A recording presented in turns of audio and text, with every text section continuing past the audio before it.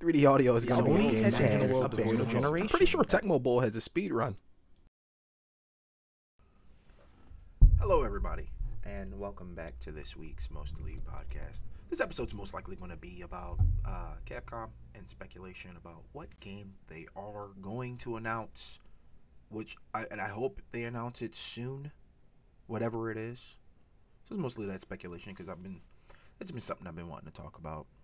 And again, for everybody who actually waits for these videos, I say this all the time. I am sorry that I took forever to release this video. As you know, I have a full-time job, and that's life. But before Capcom, I wanted to talk about one or two quick topics, and one of them is the Knights of the Old Republic remake officially being dead. We've got a whole bunch of quotes and stuff from insiders and people in the know saying, yeah, the game's just not being worked on. So, you know, the trailer that we got of Revan a while back, I think it was 2021, I believe, or maybe it was 2020. Regardless, we got a very cool trailer showing off Revan in PS5 graphics, or just updated graphics, right? But it was going to be for the PS5. We got a beautiful trailer, and it kicked off. Obviously, Knights of the Old Republic is considered one of the greatest Star Wars pieces of anything. Not just game, but just one of Star Wars' greatest contributions. And if you haven't played Knights of the Old Republic, you should go and play it. It tells a very fantastic story. And, yeah, so we're probably, for all intents and purposes, we're not getting that remake. And you hate to see it go that way, considering how big Knights of the Old Republic is and how much Star Wars needs more video games. And I know how that sounds, but if you think about it, Star Wars, they have not had many good video game outings. And I mean, that's weird considering how big of an IP it is. But I think the same could be said for the Marvel IP. It has not had many good video game outings. Same for DC. And I know you're like, what about the Arkham series? Name me another successful DC video game series. DCU Online, right? Is it a series though? It's an MMO. So, and it came out in like '08. Or I'm trolling with the date, but it did come out quite some time ago. And while the servers are still up, I wouldn't call DC Universe Online successful in the same way I would call Final Fantasy XIV successful. Yes, it's successful because it's been online all these years, and a lot of people love it and play it every day. But if numbers wise, I don't think it has in the tank with something like even Warframe has, and that's a little older too. And then this is not to shit on DCEU. This is to make a point that large IPs, for some reason, like Star Wars, like Marvel, like DC, they don't have successful video games like that their IP success from movies and comics and stuff, it doesn't translate into super good video games. That's why it's always amazing when we get the super good video games, because then we can have the ones we point to like, oh, look at the Arkham series. Yeah, look at the Arkham series. It's fantastic. I want another series like that in the video game world with characters like that, you know. And then same for Star Wars. You know, Battlefront was a fun battler game, right? Super cool. Microtransactions killed it like a weekend, and then, you know, Disney stepped in, removed the microtransactions and everything, and a little more balance came in. It was really fun to pick up and play. But once you get that first bad taste in your mouth of a thing, it's really hard to go back. So yeah, you know, I think it's weird that these mega IPs can't find success digitally, at least when it comes to video games. Recently, we've gotten the Spider-Man 1 and 2 and Miles Morales game, all fantastic, but it's the same Batman problem, as I call it, where you have 3 or 4 games with an IP that shows that these superheroes can be translated successfully to video games, but then no other dev wants to do it. So it's going to be, Insomniac is going to have the Rocksteady problem where, yeah, we know them for making the Batman game, so we know they can make other good superhero games, but then I don't think they're going to be able to. Right? So we got Spider-Man. We know Insomniac is making Wolverine, which hopefully is really good. It takes place in the same universe. I think it's 1043, that universe, I think, or was it 2043? I don't remember the number. It's something 43 or 48. Maybe it's 1048. I have to go and look, but we know it takes place in the same universe, so it's possible Spider-Man shows up in that Wolverine game. It's 100% possible. I mean, I wouldn't put it past them. They have at this point 3 successful outings with the web slinger, much like before the release of well, I don't know if we're counting Origins, but Batman had the 3 Arkham Asylum, Arkham City, Arkham Knight, 3 successful outings. And I know we had Origins, which I like to count, but some people don't count it. And yeah, you're just waiting for the next big thing. And Insomniac went the other way, where they were like, let's just do another single player game because this works. And I'm happy. I'm happy we get to play as Wolverine, even if it's different universe Wolverine. It's still Wolverine in a video game. Wolverine's video games have always been pretty solid. I even like X2 Wolverine's Revenge. I remember playing it on GameCube a lot. I love that game. And on this channel, even, I played X-Men Origins. I played that Wolverine. It was on my Tokyo Game Show episode. I was just playing the game just to have footage, but I do enjoy that game. It's fun to run around as Wolverine and cut people up. You're Wolverine. Same thing for Spider-Man. They really mastered the feeling of being Spider-Man. And 2 deserves its Game of the Year nomination. It is a top tier game. And I hope, and that with them making Wolverine, I hope they don't have the Rocksteady problem of, well, we only made Batman. And then now their next game, the much maligned Suicide Squad game. I did an entire episode on it way back when it was first announced. A lot more information has come out since then. And what we have seen has not been agreeable to many fans. It is a always online battle pass looter shooter situation, which is really strange considering they made 3 mega successful single player action adventure games. So for them to come off the heels of Arkham Knight, and many people, myself included, expecting Big Blue Superman game. I mean, we know they can do it. Look at the Batman games, as people love to always say. Look at them. And then look at Metropolis and the Suicide Squad. They've done a dev diary. They showed off the vast. It's 3 times bigger than Arkham City, right? Because it can support that. It's going to be on next-gen consoles and higher NPCs. And instead of flying around as Superman, I have to fly around as, what's his face? That's what I'm going to call him. I know his name, but he's not Superman. That feels like a slap in the face to me. That feels like a slap in the face to me. I don't want to fly around with a gun in Metropolis. I don't want to zip around as Captain Boomerang. I want to zip around as Superman and take flight as Superman. I'm in Metropolis. There's Brainiac. And look, I signed up for the closed beta. Right? There's a closed beta taking place November 30th to December 4th. I signed up. We'll see if I get in. If I get in, I won't be able to share my impressions with you all because I'll have to sign an NDA.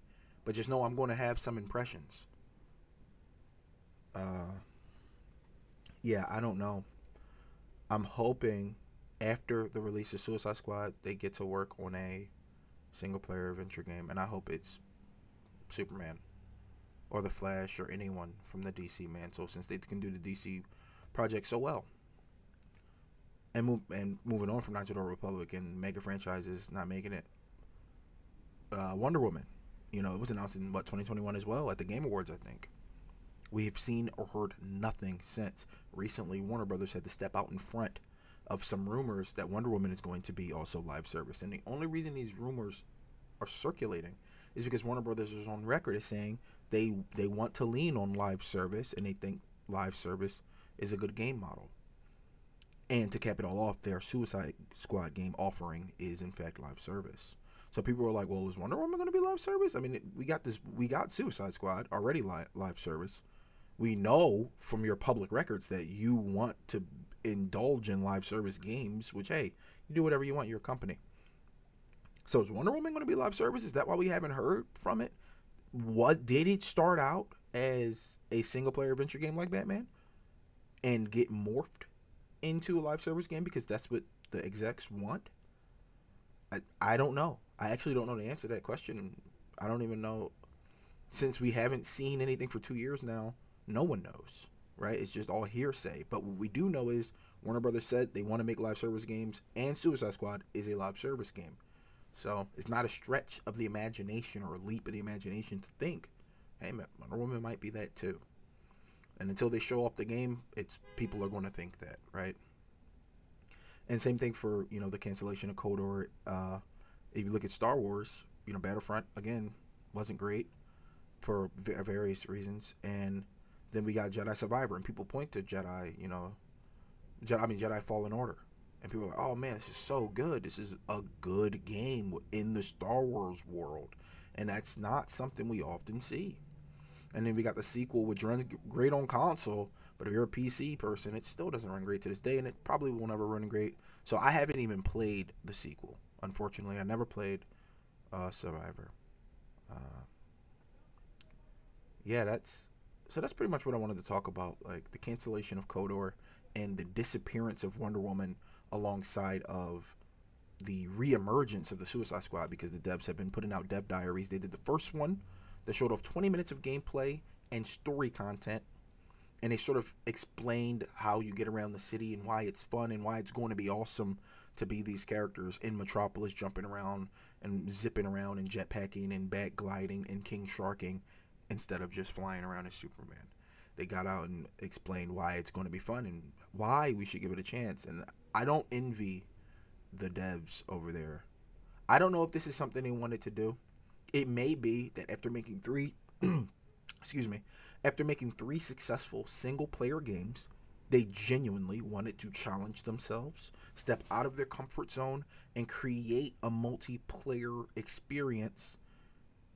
I don't know if the live service aspect was tacked on by Warner Brothers, or they themselves thought that it could work. I don't know what worked. It's easy to assume that it was just going to be a 4-player Gotham Knights-esque type deal, and Warner Brothers said, all right, add the live service stuff. It's easy to assume that because companies only care about money.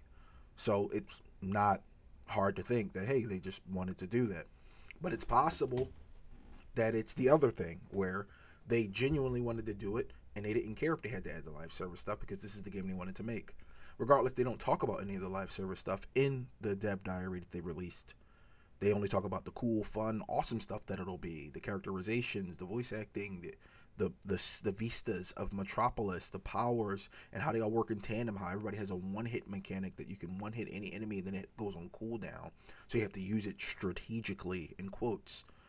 All cool stuff for those actually looking forward to the game. I'm not even here to shit on the game. It'll come out. It'll either fail or not. Look, I was a backer of the Avengers. I thought people should have gone and played that game, and it failed horribly, right? So hey, more power to them. I don't know if they wanted to make this game, or if it was a direct pipeline from Warner Brothers up top to make a live service game and use DC characters because you guys did the DC stuff, and it'll be easier to swallow if it's you guys instead of some new dev group. I don't know which of those is reality. All we know is it's coming out in February, after being delayed multiple times, after being much maligned, after they debuted it way back when people saw it was just a looter shooter shooting weak points and stuff. That's not exciting. As if you're in a world of superheroes, you don't want to do that. I mean, look at Spider-Man. Look at the success of Spider-Man. Is he running around with a gosh darn Gatling gun? No, he's not. He's doing Spider-Man stuff. Come on. It's not that hard, and and they know that. Look at their Batman games, and I hate that I say it in that way, but people say that too, and I understand why. Look at them. Look at those games. They perfectly encapsulate what it feels like to be Batman, and obviously all the voice cast and everything. Kevin Conroy, rest in peace. That all of that stuff, Mark Hamill, all of that comes into it to create this one-of-a-kind experience across 3 chapters, origins, different actors and stuff, but still part of the story. But yeah, and then for that team who did that to come in and it's Suicide Squad, and not only is it Suicide Squad, it's live service, battle pass, cash shop, Suicide Squad with a gosh darn Superman skin for King Shark. Come on, man. That upsets me, and I'm not even I'm not even here to shit on that game. I want it to succeed. I really hope it does. I hope they didn't waste the last however many years. 2015 Batman Arkham Knight came out, right? It's 2023. If they've been working on that game this whole time, I hope they didn't waste all that time. I really do. And I hope a lot of people buy it and play it, and it's fun and everyone loves it. And I hope we're all wrong about it. I hope it's just not another Outriders, not another Anthem, not another Avengers, you know, not another any of the myriad of games that have come out and been canceled in like a fucking week. Back for Blood, uh, Gundam Evolution, right? And I know they're different genres, but the point remains the same. They're a new IP that comes out. It's Battle Pass, it's live service, it's always online, and no one fucking plays it. And you know why no one plays it? Because so many of those games already exist, and people just don't have the time. And I do think that's what it is. I don't think it's any like deeper meaning than that. I really don't. I think people have devoted a considerable amount of time to your Destiny 2, to your Call of Duty space, to your Final Fantasy space, to whatever other Battle Pass, even Diablo 4 at this point, right? I think people have put so much time into these current games that use that model that, one, they don't want to switch. And if they do switch, it's only for a week or two of the first 2 weeks of the game's life. Oh, another failure. The dinosaur game with Capcom. That one, Exo Primal, like another failure out the gate, right? And I don't want to see it happen to that game, but it's trending toward that'll happen. Like, people are gonna buy it just because, again, it's a new DC game, superheroes. It looks exciting, colors and sparks, and you're flying and jumping, right? People will probably beat the story, and then the inevitable deluge of complaints of the cash shop costumes are really good. They cost so much money or whatever the fuck. We don't know how they're going to monetize it, but it is monetized. We know that, right? And that's another thing. I got to turn on Valorant and buy skins. I got to turn on Apex and buy skins. I got to buy skins in Diablo. I got to buy skins in Path of Exile. At what point does my wallet run out of money for skins? I got a skin budget, and 6 or 7 games are eating into it every time I turn them on, right? I honestly do think it's a combination of that. I think it's time and money. These games all want a lifetime subscription, which wouldn't be a problem if they offered lifetime benefits, but they don't. The things you do in these games are at the whim of the developers. Look at Destiny. They cut all the content out of 1 from 2, and they've been selling it back to you season over season over season. You want the Gjallarhorn again, buy it. You want all that cool shit you had in 1, purchase it. Season over season, they've been selling you 1 shit over and over again. So the things that we do in those games aren't lifetime. Our data is subject to laws. I had a friend play Apex. They just rolled out cross progression, which should be awesome. You can get your PlayStation or your Xbox stuff finally on your PC and get it all under one banner. He rolled it out. He updated. He lost everything. He was on the phone with customer support for like 2 days or 3 days. And they said they cannot recover it for him. You know how much money and time he sunk into Apex Legends? Now he has nothing to show for it, and they can do nothing for him. Always online. That's your problem right there. All of his time and money means nothing ultimately in those games, and we trick ourselves into thinking it means something. I have easily 3,000 hours in Path of Exile. Their servers could go down tomorrow, and all of it will have meant nothing. And that, knowing that, like in the back of our minds, we all know that when we sign up to play these free-to-play, in quotes, or, I mean, Suicide Squad is not going to be free-to-play, but it'll still be monetized. But these free-to-play or Battle Pass experiences, we know that this shit is all server-based because it's always online. So at any point, we can lose everything. We know that as consumers. We must know that at this point. Anything else is just denial. So since we know when another game is coming out and it's saying, oh, it's just that again, that part of you that knows that you ignore because you enjoy the game or whatever have you, sparks back up to life because you haven't played the new game yet. So you know, like, do I really want to put myself through that? And maybe it's a half a second. Maybe it's 1 whole second you think that. But that second is enough to spark enough doubt for consumers to only give the game a chance for like a week and turn it off. And you've seen it happen over. And if I wanted, I could do a whole podcast of the failures of the past 5 years of games that tried to launch and just never went anywhere. So that's my biggest concern. And I know this podcast is supposed to be about Capcom. Let's switch to Capcom. Capcom. Twice now they have mentioned that they are releasing a title an unannounced title by the end of the fiscal year, which will be March 2024, that is guaranteed to sell millions. Now, when they put it that way, a lot of people, myself included, was like, well, it has to be Monster Hunter. Monster Hunter World is their highest selling anything ever. Go look up the numbers. It beat Street Fighter, beat Resident Evil. Breaks my heart because I love Resident Evil. But somehow Monster Hunter, I don't know. Regardless, Monster Hunter World outsold everything. It is their highest selling thing ever. And they confidently said twice now, not once, not an offhand mention. They said, yeah, no, we're going to bolster ourselves in the year 2024. We got an unannounced project. Anybody with a brain is like, well, it's got to be World 2. It has to be. You know, World 2 is going to sell out day one. You probably won't even be able to get digital copies. It's actually going to sell out, right? World 1 was such a grand slam. So we got to thinking in the Discord and, you know, other places on the internet, like, well, what if it's not Monster Hunter? Even though it should be. The 30th anniversary is coming up. A whole bunch of reasons point to it should be. But what if it's not? And that leaves only a handful of other titles that are Capcom titles that are guaranteed to sell millions of copies. Devil May Cry. I know what you're thinking. Nowhere near as big as Resident Evil or Monster Hunter. But all the Devil May Cry games have sold millions of copies. All of them. Even if it's 2 million, 3 million. I think 5 only sold like 2.1 million or something like that. Still millions, right? They didn't say a whole bunch of millions. They just said millions. So with that, there is some wiggle room for only their more known IPs. So it'll be Devil May Cry, or, believe it or not, even though 4 just came out this year, it could be Resident Evil. It could be either 1 remake, Code Veronica remake, or no chance I think this is accurate, but 5 remake.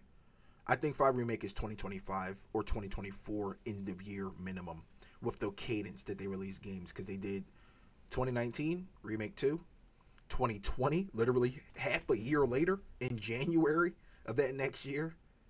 Oh no, so it was a full year later. I think it was January for 2 and 3 remake, or maybe 3 remake was March the next year.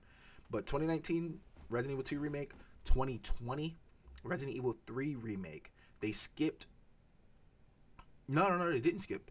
They did that Project Resistance, and then they did Resident Evil 8 in 2021. They got Village. And then they did Reverse, which, 2022, we got Reverse. I don't know if anyone wants to count that.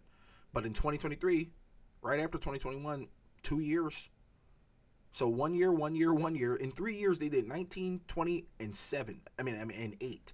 And then a 2 year break from 2021 to 2023, this year, Resident Evil 4 remake. So it isn't unlikely that it's Resident Evil Code Veronica remake, which I would greatly appreciate, or Resident Evil 1 remake. I think it's unlikely that it's 5 only because they did take 2 years between 2 remake and 8. We know B Team worked on Resident Evil 3 remake, which is why it isn't as well received. A lot of content and stuff, and it was perceived as a cash grab at release, and it probably was. Hey, I bought it. They got me. They grabbed me. So I don't think it's 5 remake just based on that, maybe 2 years from now. So again, 2024 end of year or 2025 beginning of year, we'll get 5 remake. But it isn't impossible that it's Code Veronica remake or Resident Evil 1 remake. It's not impossible. They've already proved it. So with that being said, I think the runner-up, and I think it has to be announced at the Game Awards. If it's any of those games, every company does this. You need a hype cycle. You need a promotion cycle. And you can promote for March and December. It's like, all right, next March. You know what I mean? December is coming. It's very soon. And once December is over, it's next year. And then you're on the clock. So I do think it'll be announced at the Game Awards, whatever it is. Personally, I would like it to be Resident Evil only because I love Resident Evil. But thinking pragmatically, like, for the company, it's probably Monster Hunter 2, Monster Hunter World 2, or Monster Hunter Paradise, as we've all taken to calling it.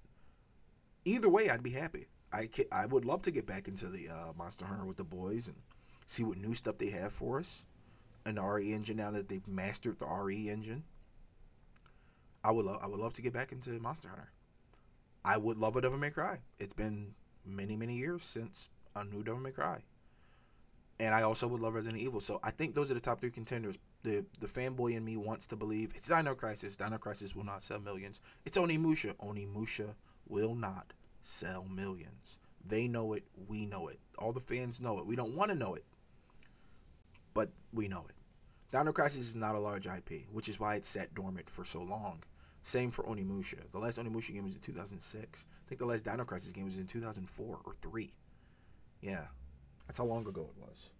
So, Capcom, knowing this and seeing all the numbers of the recent successes of things, they only can lean one or two ways here. And I think it's Devil May Cry, Monster Hunter, or Resident Evil. We're going to see next month. December 7th is coming. The Game Awards are coming. As always, I will do a Game Awards episode where I mark off the ones that I liked and the announcements that we're going to get. We're going to get a couple of announcements, right? We always get some. I think in at least 5 major announcements, and everything else will be minor updates to what we know is coming. So I think we're going to have a good show this year, I hope. And yeah. I think that's all for the episode. Thank you for listening in. Like, comment, subscribe, all of those cool things, or don't. Leave that completely in your hands. And as always, we'll see you next time. All right, goodbye.